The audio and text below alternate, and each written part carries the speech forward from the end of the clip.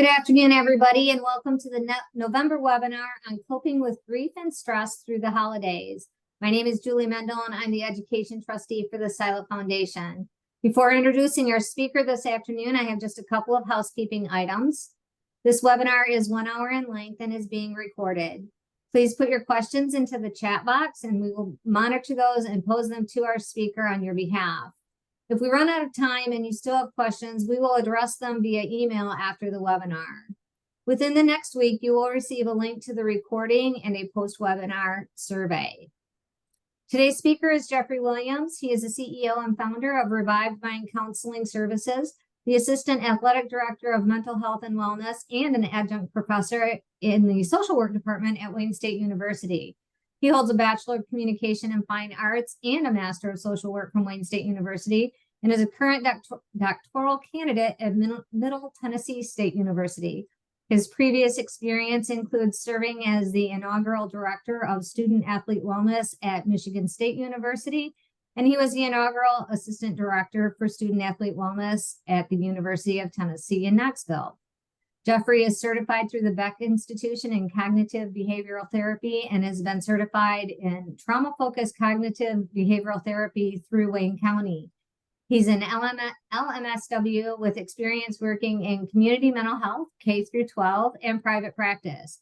His clinical interests include athlete mental health, trauma, depression, and anxiety.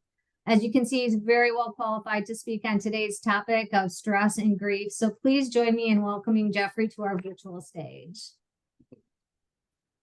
Julie, thank you so much for allowing me to be the presenter on this well-needed topic. I'm excited to be able to present on this. I am a little under the weather, but I believe I'm going to get through this the best way I can.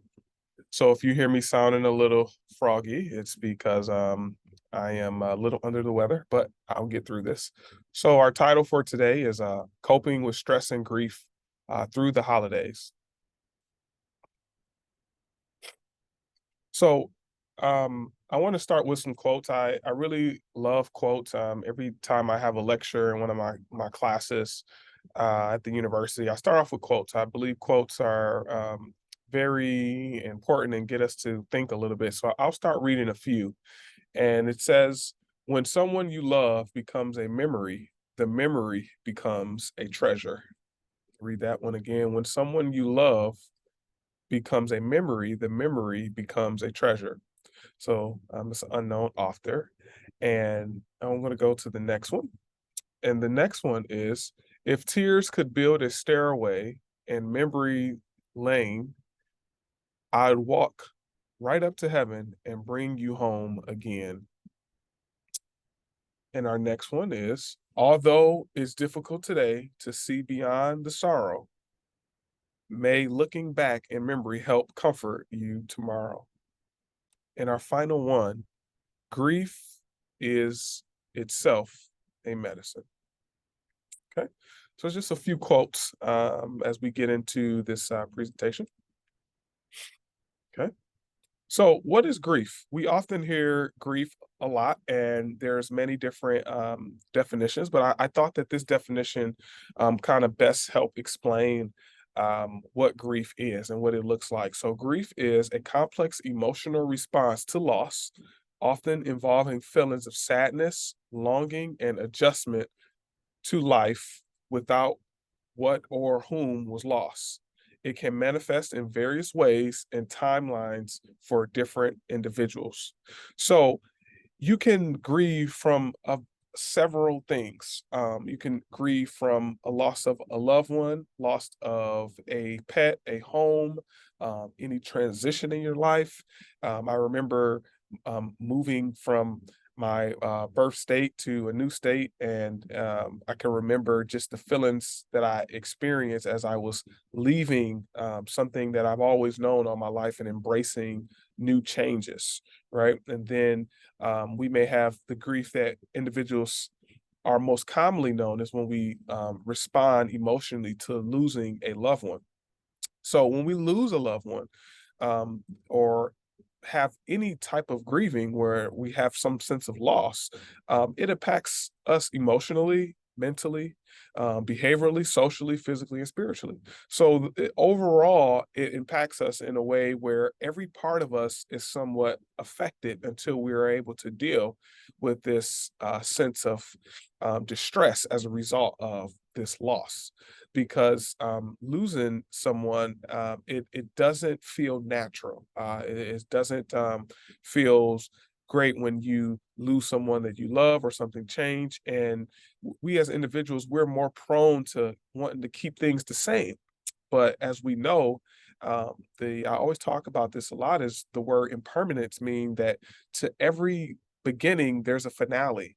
So to everything that starts, there's a change, or the world is constantly changing. I can remember back in the 90s with the beepers and the payphones, and we don't have any payphones anymore. Individuals aren't using beepers anymore, and everyone didn't have a cell phone then. But now you fast forward, everyone has a cell phone. Things are constantly changing. I remember the old way of getting on the internet where there was a dial up, and now you can open your laptop and or go on your phone and get on the internet within seconds. So what this lets us know that everything changes and evolves, and a lot of times we're more comfortable with things staying the same. So when we're grieving a loss, it impacts most areas in our lives. And we'll continue to go through some of that today. So another point that I wanted to talk about is everyone has their own unique journey. And this is very important for us to understand, because a lot of times when we experience something tragic, we look to find support from someone who may have experienced something similar to what we have experienced of losing someone.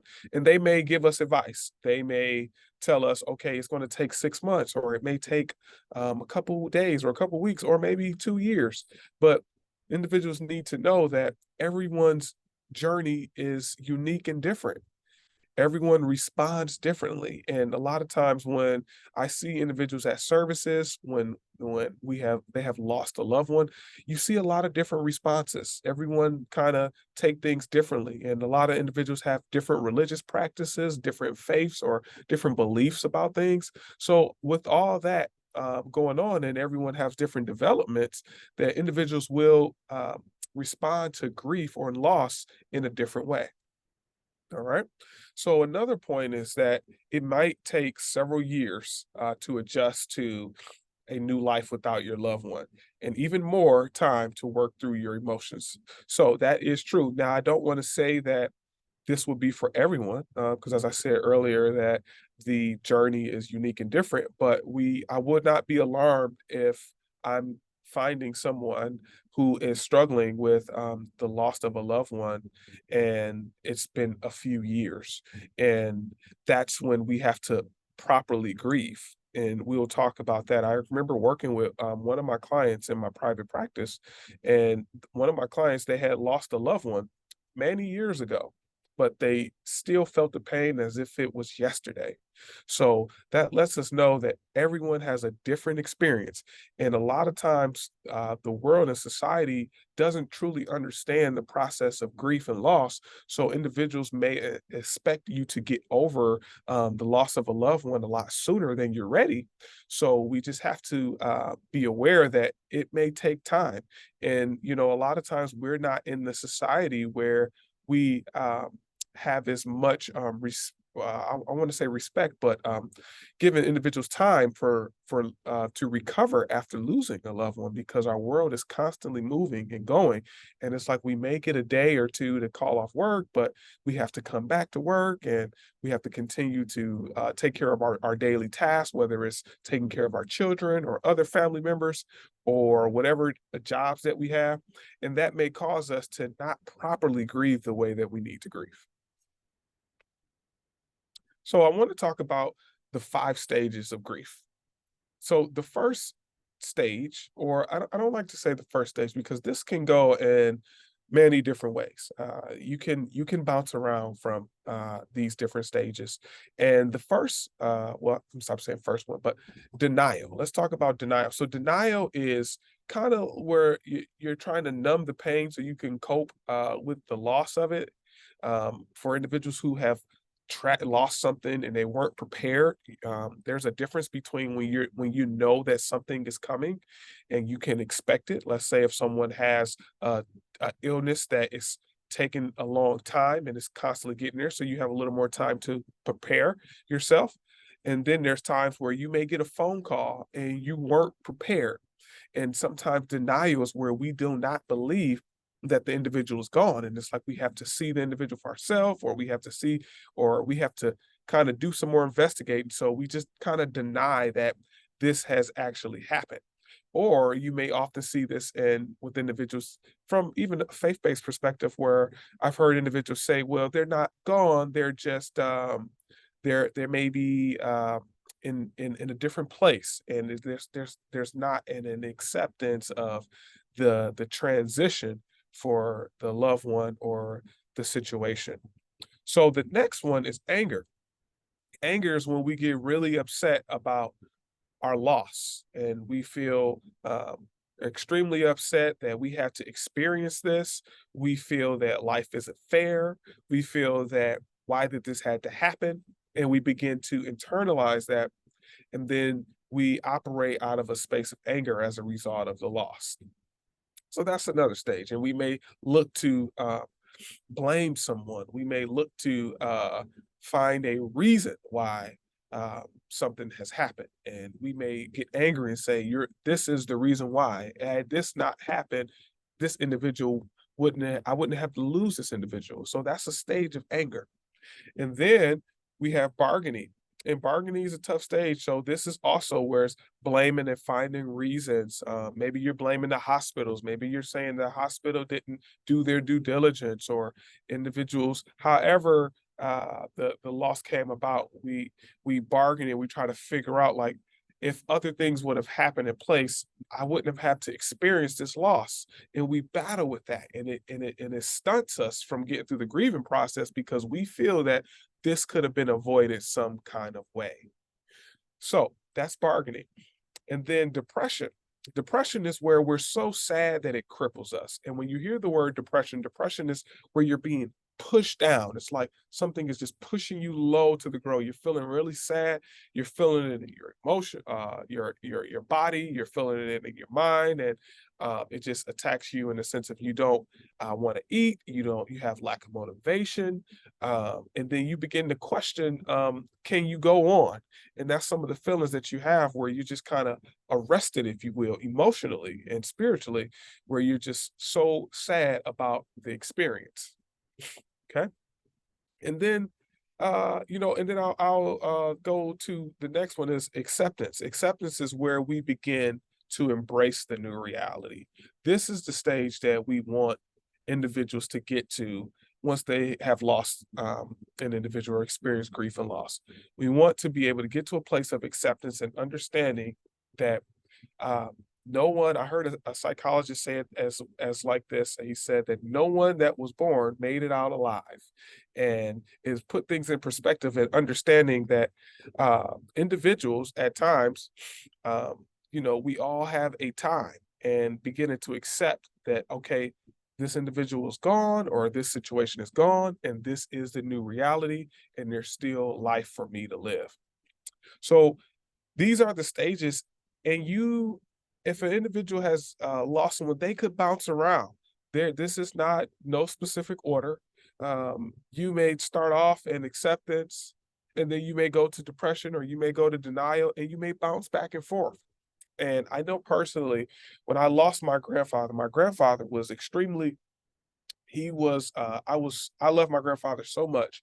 And when I lost him, I can remember the physical agony that I felt in my body, where I kind of collapsed and I just laid on the floor, because of the emotional pain that I experienced when losing my grandfather. And it took some time to kind of get through this experience. But we'll talk a little more about how do we move to a place of acceptance. But these are the 5 stages, and you can bounce around from each one when you're experiencing grief and loss. So, what you do with your time matters.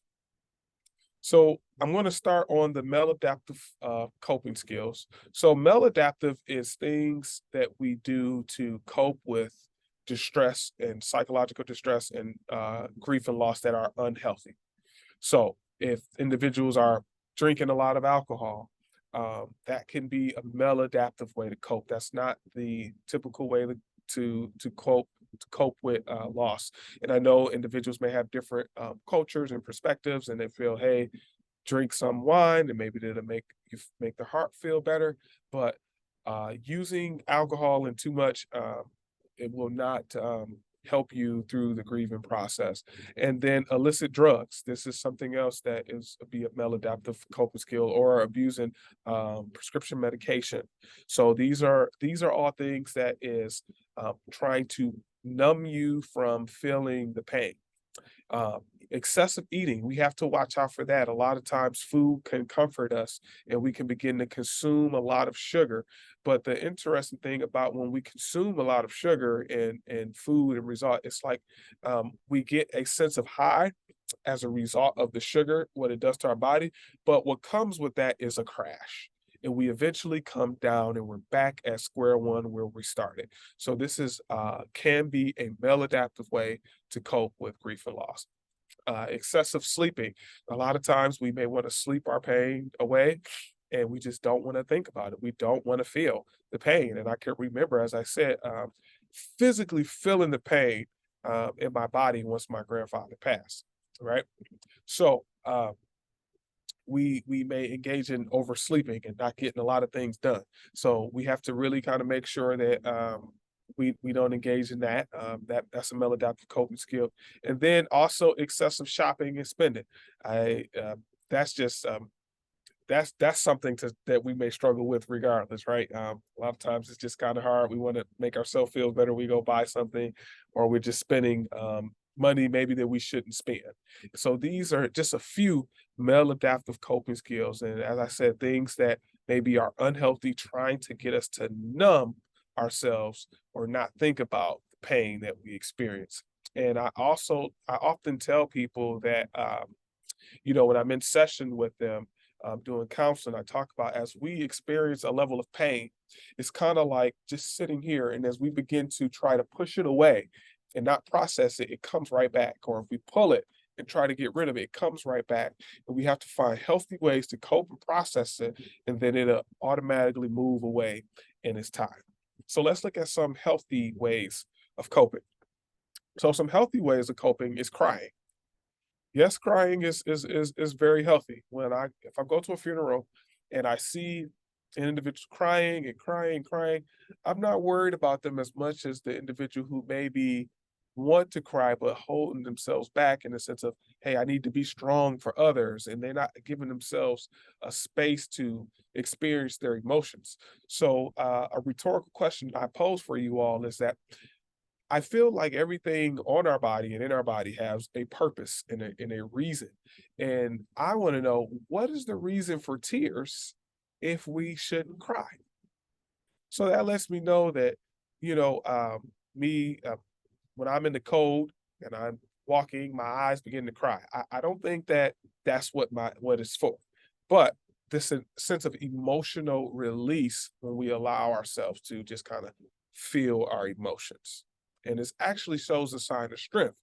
And what I see when I'm seeing an individual crying, it shows me that the fact that you're crying over something shows that how special this individual was in your life. And that's very important that we acknowledge that, hey, we had an opportunity in our life to have a relationship with something or someone to cause us to really cry when we no longer have it. That means we've experienced something great. And that's living to me. Walking is something good to do, clear your mind. Creating, finding something, create artwork, painting, something, however you want to create, maybe writing a poem or anything like that. Sharing, sharing something that you have could be a healthy way to cope. Visiting a sacred space, uh, whatever that sacred space is for you, and then also talking about needs. So being able to talk to individuals and tell them What is it that you need in this time of grievance and distress for you? Those are healthy ways to cope. So, what you do in your time matters, because if we don't begin to process the grief, guess what? It doesn't go anywhere. It stays. I do not believe that time heals a matter of this. Uh, it does not heal the situation by just letting time go by. What is happening is it's a deferment of your feelings. Just like if you go to school and you take out a $2,000 loan, and you start working, and you go back to school, and then they say, hey, this is a deferment. It doesn't mean that the loans are gone. It just mean at the right time you will pay this back. That's kind of how it is when we do not process our grief. You're deferring your emotions and your pain, and it's going to come back at a later time. So, honor or starting a new tradition. And these are some things that we can do. Um, Giving some examples as far as lighting a candle for an individual, talking or writing about the person. I found this to be very helpful. When I was in college, I lost two teammates in the span of 4 years. And one particular teammate that I lost, I seen him the day before, literally the night before. And I woke up to a phone call and was told that one of my teammates had passed. And I was in such disbelief. And one thing that we did, we got together as a team and we began to share great stories about the individual, how they made us laugh, funny stories. We begin to look at this individual's life and how they were and why they were special to us. So that's something that you can do when you're trying to properly grieve a loved one. And then dedicate a prayer. You can dedicate a prayer for an individual as a good way of a send off or closing a chapter. You could make a card or write a holiday letter with the individual's picture on there. You could host a virtual gathering to discuss good memories. I know that during COVID, a lot of individuals lost family members and loved ones, and we weren't able to get together, but we were able to maybe get together in this fashion, like over a Zoom, and then share good memories about an individual to kind of make each other smile a little bit. So those are ways to honor the loss of an individual or start a new tradition. So I want to go over some more. You can play music or movies in memory of your loved one. This can be something good. I know I like to sit back and watch my grandfather's one of his favorite sitcoms. When my grandfather, when I was young, he would watch Sanford and Son, and I just could remember the intro so much. So now, if I wanted to share some good memories, I can go watch an episode and kind of laugh and say this is something that my grandfather loved to watch in his time. Or you can play a music. What is the favorite music that an individual used to listen to when they were here? Or what's some music that reminds you of a good experience that you have with an individual that you have lost? Share favorite stories and photos or funny memories of the one you love. So, you know, choose who you decide to share those experiences with. Be an example and say your loved one's name, and it's okay to cry. So a lot of times when you lose someone, individuals, they may not know exactly how to approach you. They may not know where you're at with the grieving process. And they may not want to bring up your loved ones for fear that it may trigger some distress within you. So you could be an example and continue to talk about your loved one and saying that, I don't I'm not forgetting about my loved one, and it's okay to embrace your emotions as it relates to experiencing this loss. And then also another tradition that you can do is releasing balloons. Releasing balloons could be a good way where you get together and you do some of these things that we talked about on the slide, sharing memories, and then allowing the balloons to release a sense of letting go for your loved one. And then one of my favorites is journaling. Journal, write a letter about your loved one. Take some time to write. Why was this individual so special to you?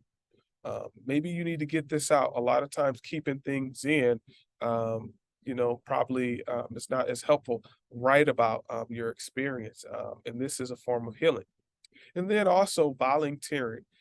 Maybe it's the day that you lost an individual. You can go and volunteer. You can go and give in the name of the individual that you have lost. Okay.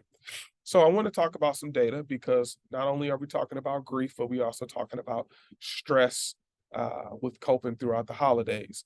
Now, the holidays seems like if you're watching any TV, it seems like some of the best times of the year. We get off work, get a few days off work, um, we get to spend time with loved ones, but this is not the case for everyone. Okay. So I want to talk about some of the data that we have when it comes to grief and coping with stress during the holidays.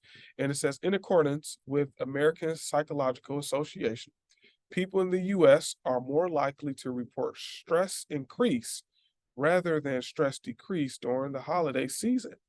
And I can relate to that. I know that during the Christmas time, I have kids who they are just looking forward to what they're going to get. And you got tax season coming up. There's a lot of things that could be weighing on you around these times, and it may not be so happy for you.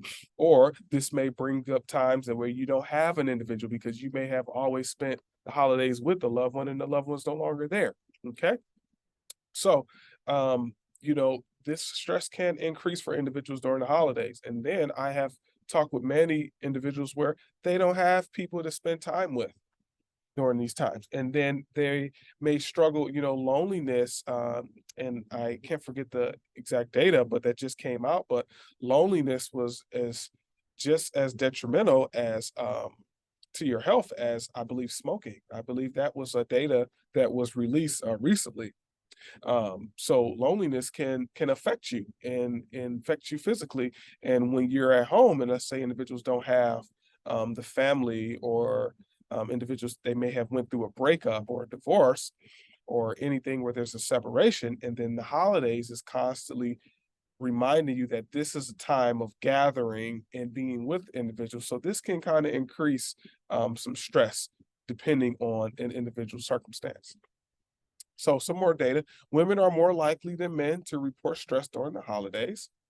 Workplace stress is shown to not disappear during the holidays, even though time at work decreases.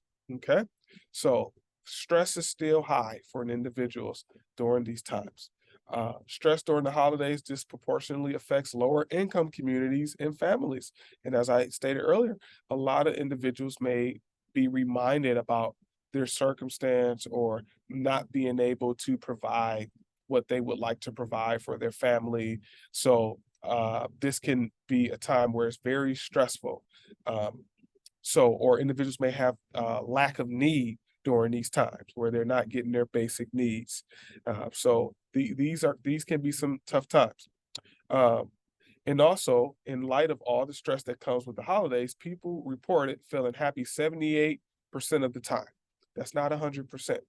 Feeling loved 75% of the time. Once again, that's not 100%. And having high spirits going into the new year 60% of the time. So this data is letting us know that individuals can experience a lot of stress during these times. And it would be a good opportunity for individuals to speak with a mental health practitioner if you're noticing your stress levels changing during these times.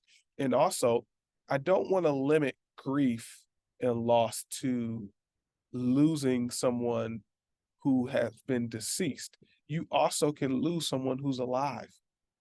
You also can grieve from someone who's alive and that you no longer have a relationship with, meaning you all haven't talked in over 10 years.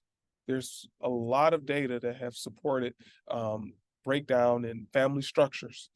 And when you come through these holidays, it just seems like it may remind you of all of the loss that has happened in your life, whether they are deceased or they're not deceased. So that's another point that I want to bring up during these times. So, common stress during the holidays. Holidays can cause feelings of sadness reemerge, and their intensity can be heightened. Okay, anxiety about upcoming gatherings and the uncertainty of expectations, as well as carrying on tradition.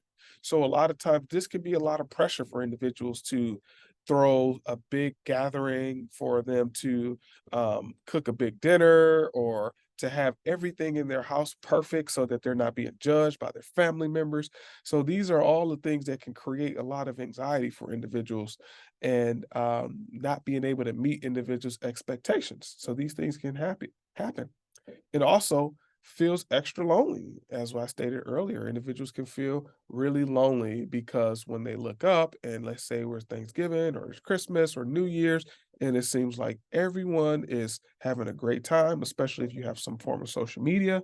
Individuals may be taking pictures and showing that they're doing things, and then it may trigger you to feel that you need to be competing or doing the exact same thing or more than what you're seeing out there on social media platforms or even in the media. Okay. So it is normal for the holidays to trigger memories that can cause feelings of sadness and loneliness. And I talked about that earlier, when meaning that uh, I heard an individual say that the holidays just doesn't feel like the holidays anymore. So what does that mean? That mean that this particular individual have been used to, maybe it's 20, 30, or 15 years of everyone coming together, gathering, sharing, laughing, and having a good time. And now life has changed, and individuals are no longer doing that. And one thing that we noticed after experiencing COVID and the shutdown, individuals are slowly trying to get back and learn how to socialize and integrate back into society. So things are completely different. So it's important for us to know that these holidays can trigger a lot of distress and loneliness during these times. So, coping with grief. What's some ways that we can cope with grief? So it is crucial not to compare yourself to anyone else as you go through the process. As I stated, individuals go through things differently. It's individuals who may tell you a time limit. They may not mean any harm. They are maybe just trying to help and don't know how to help. Okay, so do not compare yourself if you're still grieving, if it's taking you time to work through. And this can be challenging because you may have a big family or a lot of friends that was connected to that person, and you may see them going on about their life and doing well, and you say, why am I still crippled emotionally by this loss? And that's when you want to make sure that you talk with a mental health practitioner to kind of work with you to help you get through these experiences and these emotions. So another way to cope with grief is attend a grief support group. You'll be surprised uh, how it feels when you can attend a group with individuals who have experienced the same tragedy. And there's a lot of data that supports individuals feeling well when they have joined a support group and have been able to talk with individuals who have a shared similar experience, where they're able to kind of share how they dealt with it and how they experienced maybe some of the exact same emotions that you experienced. So it's a sense of healing. So you should consider joining a support group. That would be very helpful. Calling a friend or a family member who is a good listener. Now, I hope that we all have at least one friend who's a good listener. If we don't, then we can also speak with a mental health practitioner. But calling a friend who can listen, and it's something about having someone that can actively listen and allow you to kind of get your feelings out and reminisce in the way that you want to, and to be able to share those memories and allow yourself to laugh and cry as you begin to talk about this individual that you lost. And then also changing the scenery and making new traditions helps ease your pain. If you are able to say, we typically did this, now we're going to do something new this year around, that's something that you can do. Maybe you've always spent the holidays with your loved one in a place that was cold. Maybe try going down south or going to the West Coast and experiencing, if you are able to, experiencing some different weather. Change the tradition a little bit. Do something different. Okay, so some tips for the holidays. So, feeling fatigue, hunger, and dehydration will compound your grief. So, it is important to pay attention to your body's warning signs. And I've always tried it when I'm working with some of my professional athletes or Division I athletes. I before we begin to break down any problems, I ask them, "How's your sleep? How's your hydration? And when is the last time you ate?" Because a lot of these things will also contribute to us not feeling well. So we have to really make sure that we're getting the sleep that we need, and not just one day, but the sleep throughout the course of weeks is important. A couple days, right? So we may think like, oh, I got a good nap the last day, but no, it's a combination of day by day. Are you getting the sleep that you need? And also properly fueling yourself with food and water. That would be very important to help you kind of process some of the grief and stress during these holiday times. Okay. Eating healthy food gives the body a boost of energy. So it's important that we're eating really healthy.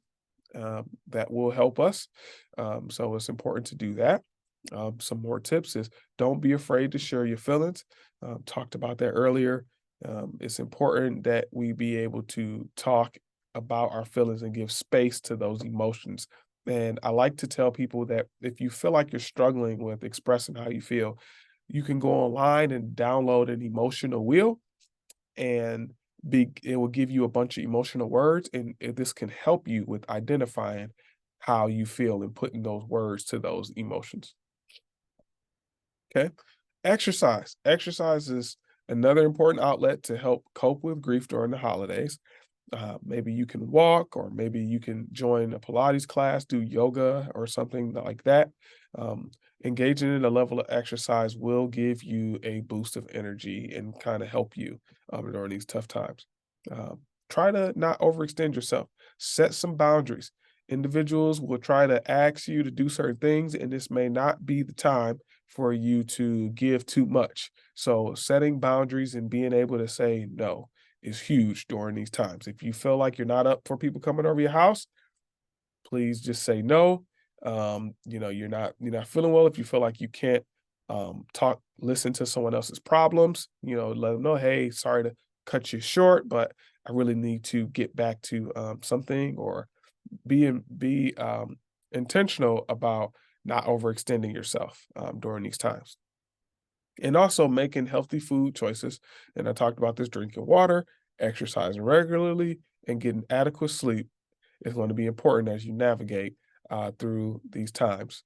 And, depending on where you stay at, the seasonal depression is a real thing when there's not a lot of sunlight. I can remember living in Tennessee. I felt like the sun came out every day. And when I moved back to Michigan, I was like, wow, it's so gray here, right? And I remember when I was in Tennessee, I was talking to one of the coaches, and he moved from Florida, and he said he felt the same way about Tennessee, that it was a little gray. So a lot of times when we're not getting adequate sun, that can also affect us as well. We're not seeing sunlight. So just be aware to do your part to take care of yourself during these times. Okay. So a few more things that I wanted to kind of go over before I kind of get into some questions is self-care. Self-care is extremely important. Self-care is not just pampering yourself, getting your nails done or just getting your hair done. That that may feel good, or buying things, but self-care is some of the things that we talked about on the last slide, where we are getting proper sleep, where we're saying no, where we're getting exercise, where we're eating healthy foods, having boundaries for ourselves. So here are some things that you can do to take care of yourself. Okay. So take frequent breaks from what you are doing. That's one thing. If you find yourself just going, take some time to take a break. We have a very hustle and bustle society where we just go and we're fast and we're fast about things. And one thing about my time in Tennessee that I enjoyed is that individuals take their time down there. Individuals take time. They're not in a rush, and they may take some breaks. And that's something that we need to incorporate when we have a lot of things going on. Take a break as you need it. And then, as I stated earlier, learn to say no. Learn to have boundaries with individuals. Sometimes when we say yes to things, we're saying no to ourselves. And when we say no to things, this is a yes that we're saying to ourselves. So this is a form of self-care. Okay. And share the load with others. A lot of times individuals want to do things on their own. They don't want any help. They want to just kind of say, I've done this.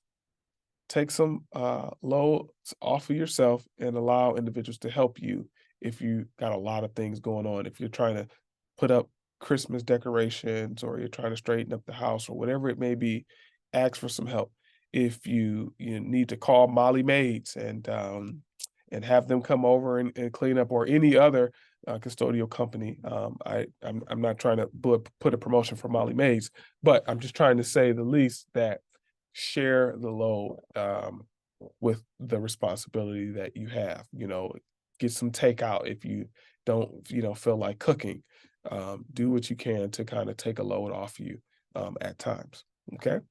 And there is humor in every situation. Now, this is a term that's been coined by Viktor Frankl, and he is the psychologist that found the term and the theory logotherapy.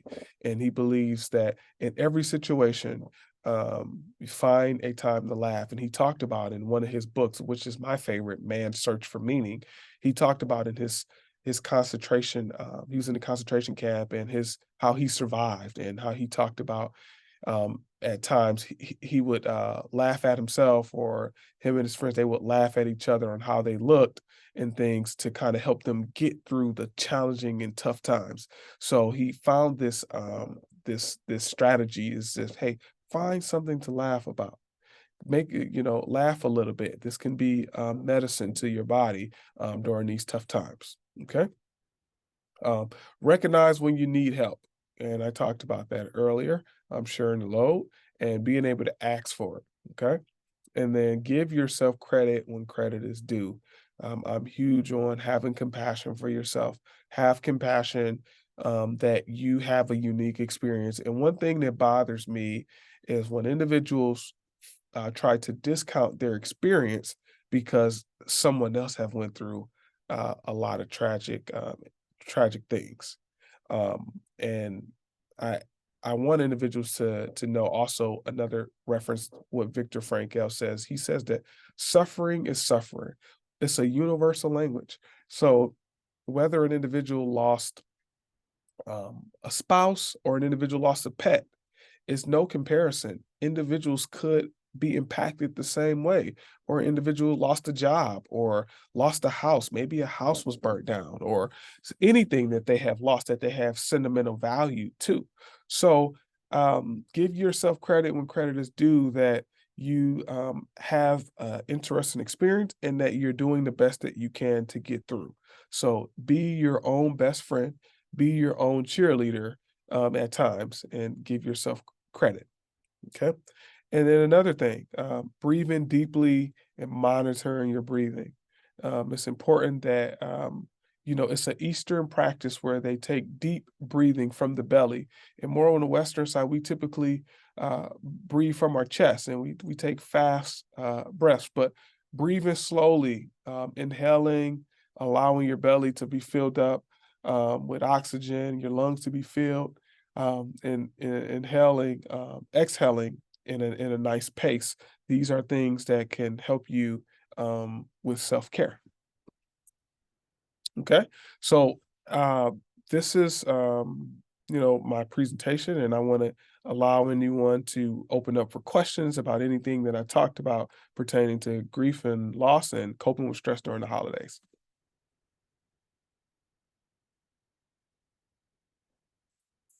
Remember to go ahead and type your questions if you have any into the chat.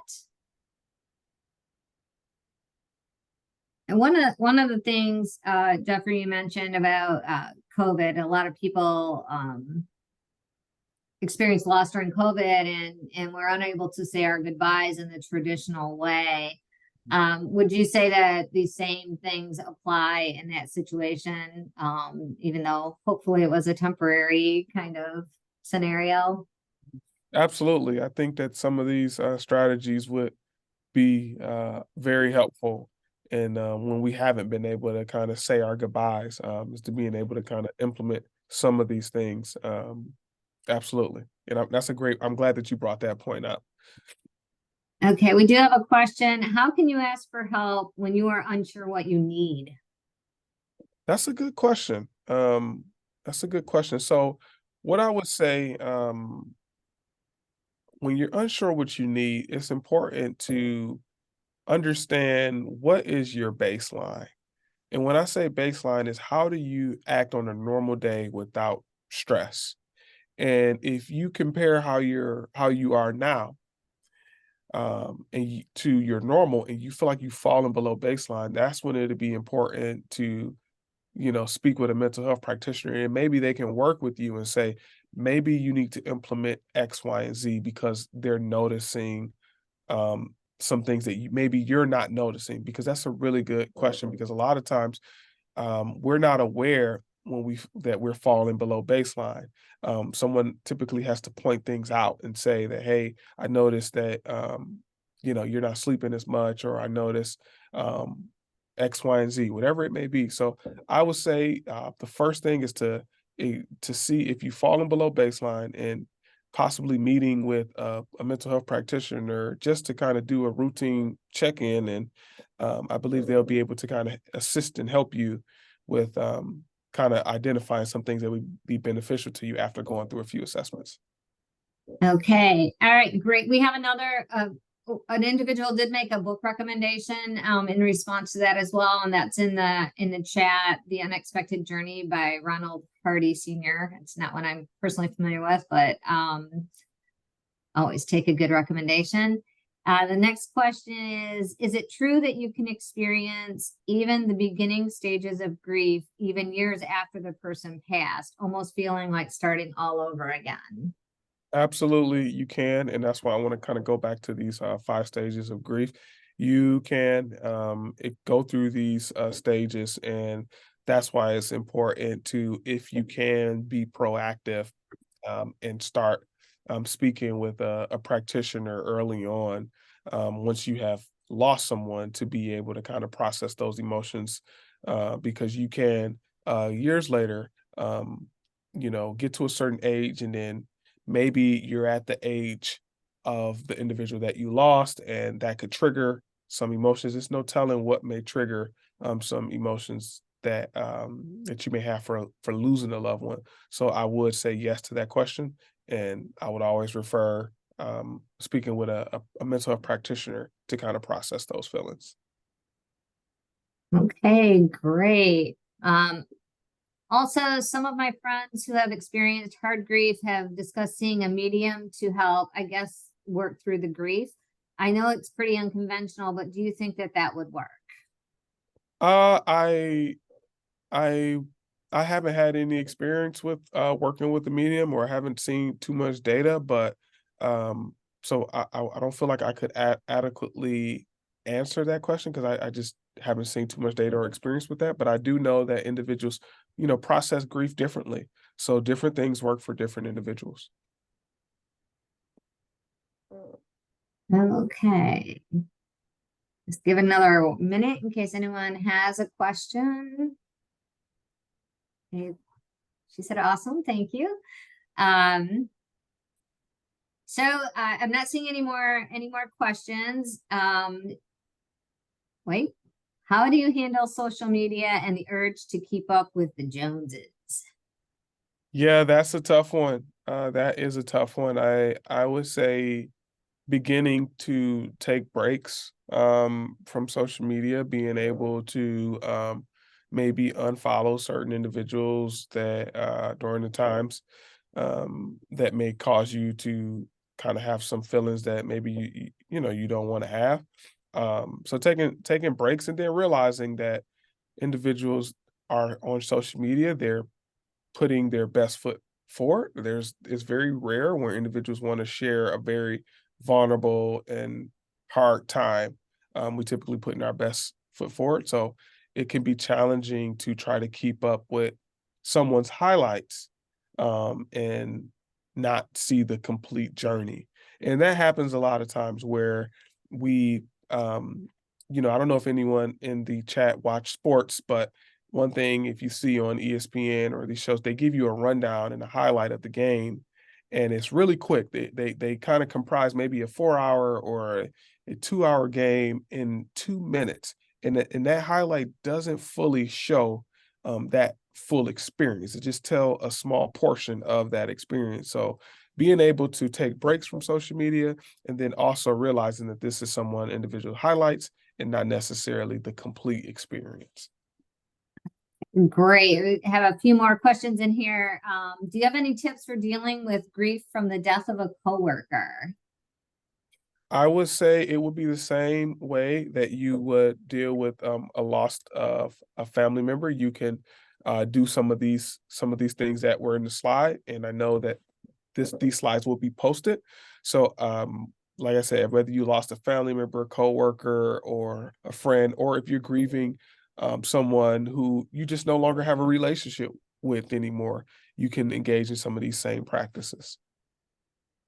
Okay, great. Do you have any suggestions? Oh, sorry, it moved on me. Do you have any suggestions on avoiding distractions as a method of coping? For example, placing so much on your plate to avoid your true feelings and emotions.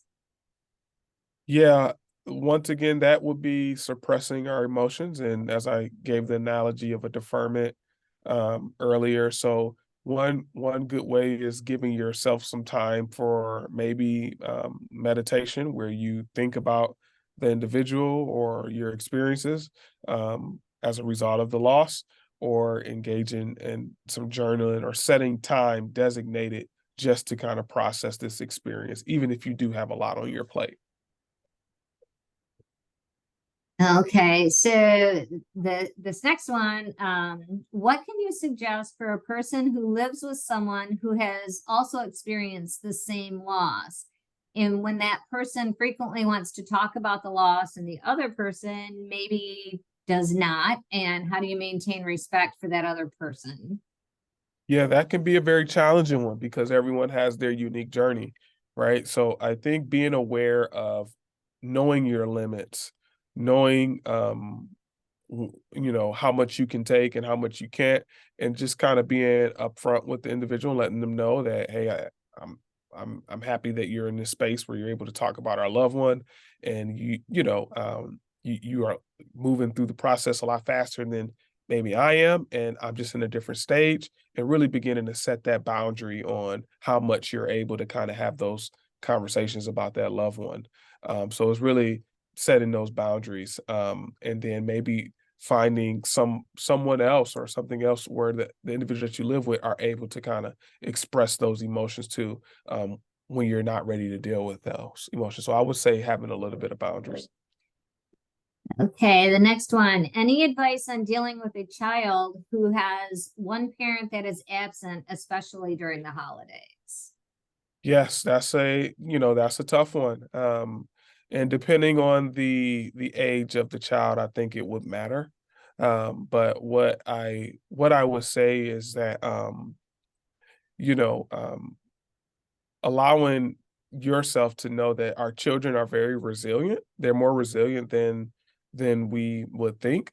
And although the child may be suffering, you may interpret their level of suffering different than the way that they're actually suffering. So figuring out a way to give that child space to have their emotions, to begin to talk about what they're feeling. And a lot of times we don't want to see our children cry, or we don't want them to see them go through emotions, but allowing them to know that this is a normal part of life, and things don't always go according to plan, and suffering could be a part of life. So giving them a healthy space to be able to experience those emotions would be something that I would suggest. I wouldn't try to distract the child too much because, as I talked about, as we distract those emotions, they're going to continue to come back up.